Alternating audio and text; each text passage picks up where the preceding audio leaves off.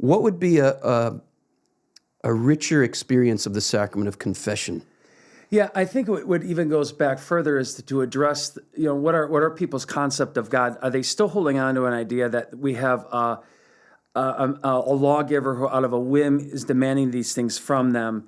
And to shift that, you said, we can talk about loving God and stuff. Sometimes it doesn't translate in realizing that the reason why I'm confessing these things is because it obviously it hurt God because he loves me and I'm doing these things. It's hurting myself. It's hurting others. And to see that I'm called to something so much more. Yes. To make those connections, to realize that, okay, I broke this commandment. I did this sin. But what's at the deeper level of this is that I'm called to something so much more than this.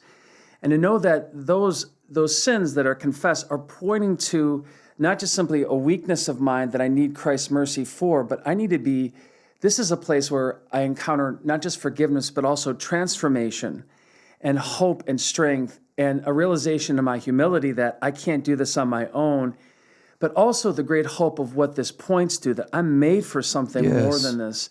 And that's what Pope Benedict used that language for virtues, to be something more. That's a very more simplistic way of understanding it. But that's precisely, I think, we can deepen that sense. It's the same thing with, Father, how far is too far?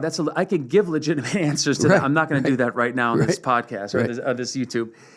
But I'll assist in that. I'll let you know what you should not be doing. But at the same time, I want to shift to something deeper, and I will when I answer that.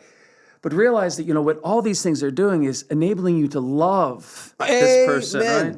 So, or also prepare your heart to have them prepare their heart if you're their husband, and prepare your heart to give away your life to your wife. Yes. So in other words, it's love, and that's the heart of chastity, right? Yes. To invite them to chastity, That reminds me, and this is a good closing point. John Paul II in Love and Responsibility says, freedom is the means and love is the end.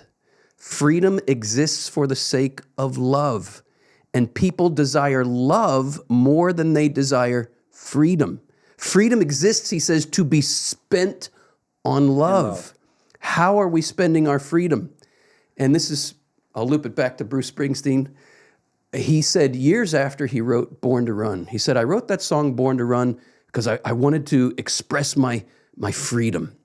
He says, but years of life has taught me that just getting in a car and driving nowhere is not a great use of your freedom.